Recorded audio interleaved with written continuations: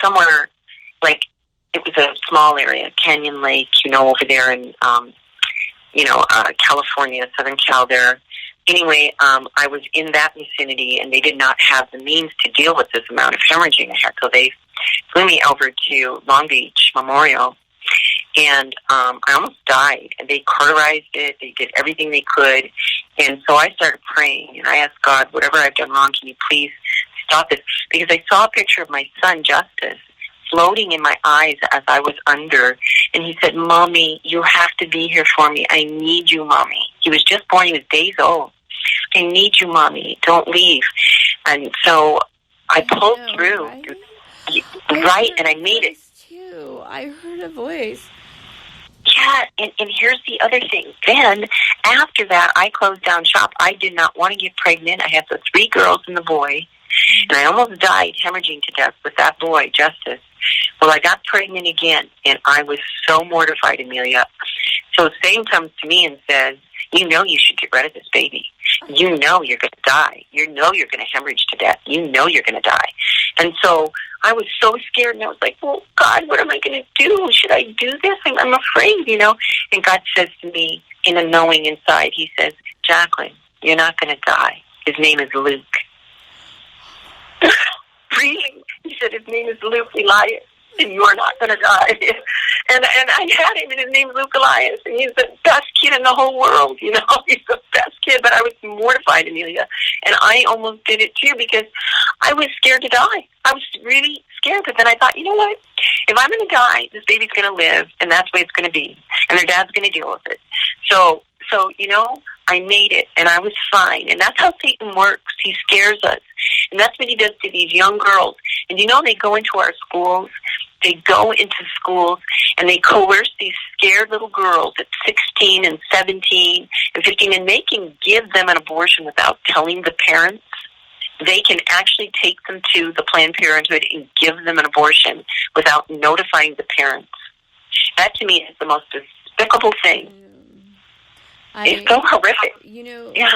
I want to just, I want to digress just a little bit because I want to say something which is really special about my son, Aiden.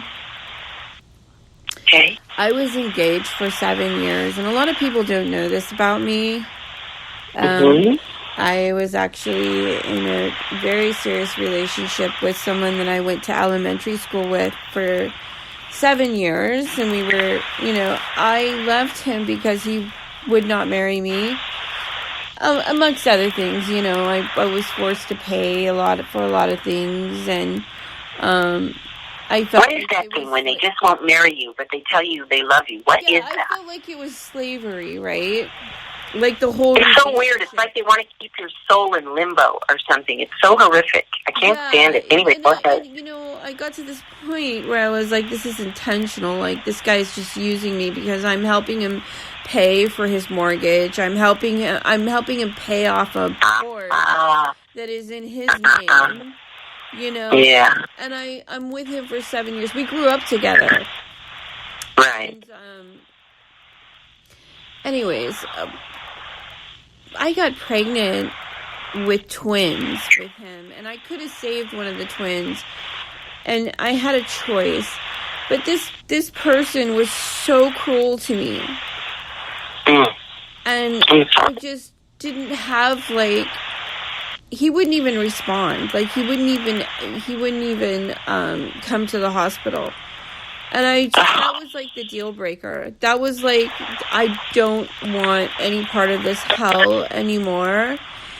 Or this demon person anymore. And I wasn't supposed to be able to have any more kids. Mm-hmm. And I understand. They took out one of my ovaries. Mm-hmm. And they told me that my other tube was so damaged that I would never get pregnant again. So Aiden's like a miracle baby.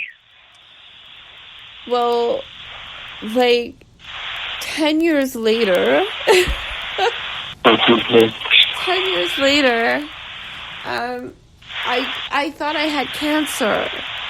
because, I haven't been feeling well. I thought I had cancer.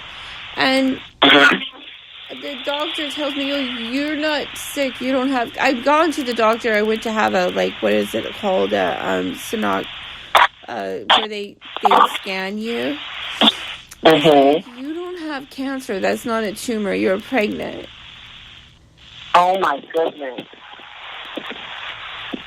Oh, my goodness. I know with my daughter... I seriously broke down crying in front of the doctor, and I'm like, you're lying to me right now. You're lying to me. That's not possible. It's totally impossible. He's like, no, you're pregnant. And I'm like, are you freaking kidding me? Well, he was meant to be. And he's like, yeah, your tube is very scarred, and it probably is not salvageable, but we're gonna call it a spontaneous blowout of the tube, and you're pregnant. And I'm like, what the heck? Wow. So meant to be, miraculous, really. No, it's truly miraculous. Like, I had no doubt in my mind that something mysterious was happening. Wow.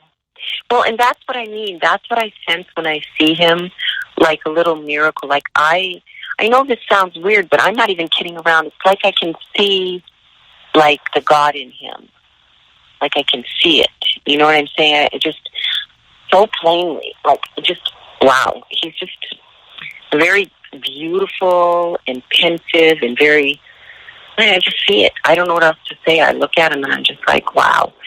And I can tell Hallie really enjoys talking to him. She really does. And it's kind of hard to keep her attention, but she does keep her attention on him. It's pretty cute. It really is.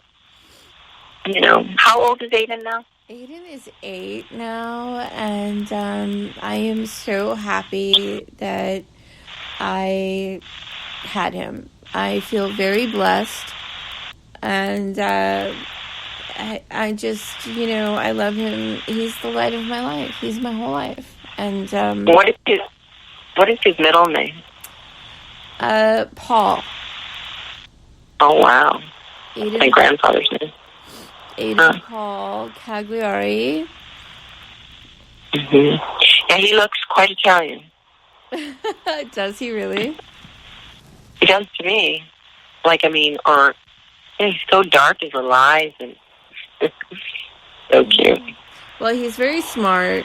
He's doing really well at school, but he insists on writing with his left hand. Wow. So he's ambidextrous? Well, no, not really. Because he doesn't even want to try to write with his right hand. Well, some of the most gifted ones are left-handers. My son Luke is a left-handed as well. Yeah, this year he's going to have a tutor to help him a little bit because, he's having a hard time writing really well, or he writes his name.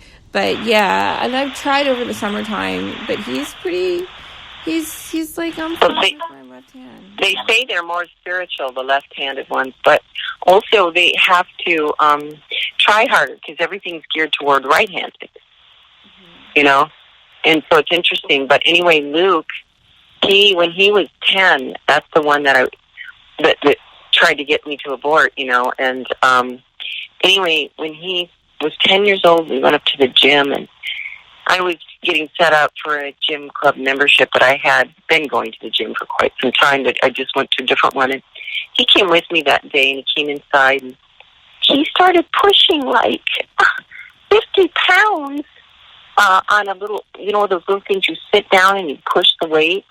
He was only 10, and I think it was 50 on each side, and he pushed it. And he's always been stocky. But I said, how did you do that? And he goes, well, it's mine to wear matter-in-law. And I was just like, alrighty then. And then another time when he was only 12 or 13, we were in Hawaii, came to stay with me. And so we were going to go home and visit to Oregon, and so I wanted to get a book or two because I have flight phobia. So I wanted to have a couple books to keep me really engrossed. And so I said, go ahead and get yourself 2 or 3 books. He went over and he picked out some books, and he had them, and he comes back and he shows them to me.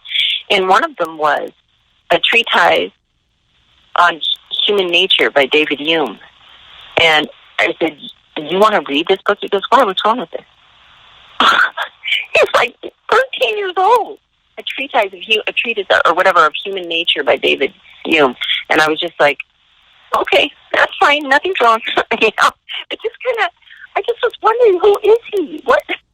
How? You know, and then, to this day, the conversations I have with him are more enlightening than most men I've ever known in my life. And he's only in his 20s. So, yeah, he's an interesting character. So I think Aiden's a lot like that, because I used to just stare at Luke, too, because it was just hard to, you know, he was just so amazing. And then I had this guy, when his father and I broke up, and I had 4 kids with the man, you know, and the first was, you know, when I was young. Anyway, I had 4 kids with him, and then we broke up, and I was laying there crying, and he comes up and he says to me, what's wrong, Mama? And this is when he was about 10, and I said, well, he said, your dad's really hurting me, you know, and he goes, well, why do you let that bother you? You've got me. I just thought it was the cutest thing, you know. It kind of pulled me through, you know. Right? You know, those profound things. I know. That's something. You know, in other words, don't you appreciate me? I'm there for you. I'm like, oh, honey, I love you. Exactly. I love you. Yeah, I can tell how much he loves you too. You know, they're a comfort, aren't they? They're just so sweet, and pure. It's worth it. It's totally worth it. It's worth it. And you're a strong lady, because I never had to do it myself. I don't know that I could have. So I really admire your strength and tenacity. I do it completely by myself. I have, Aiden has a very dedicated godfather who lives around the corner. Oh, that's amazing. It is, you know, and it's a good friend of mine who I've known for 17 years, who has, you know, they're like family to me.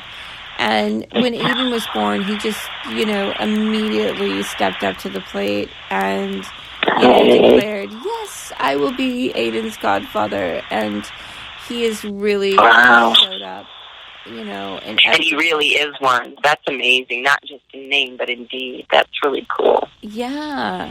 Yeah. You know, the thing is, it's like, you know, I don't know what woman in her right mind would want to be a single mother in this day and age, and you know, I'm so lucky. I'm so fortunate, and I have so many good friends like you, and Seth, and Trish, and you know, my good friend Aiden's godfather, and his sister, who's my best friend, and that's so awesome. Jeez. Yeah.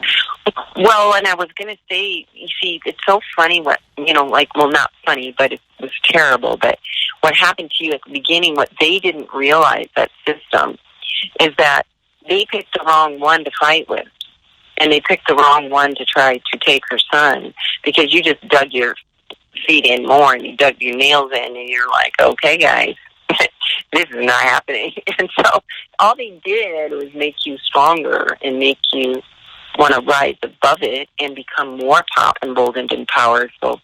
And so, you see, and like I said, everything is for a reason in this life. And you can bet that boy is going to be good and strong, too.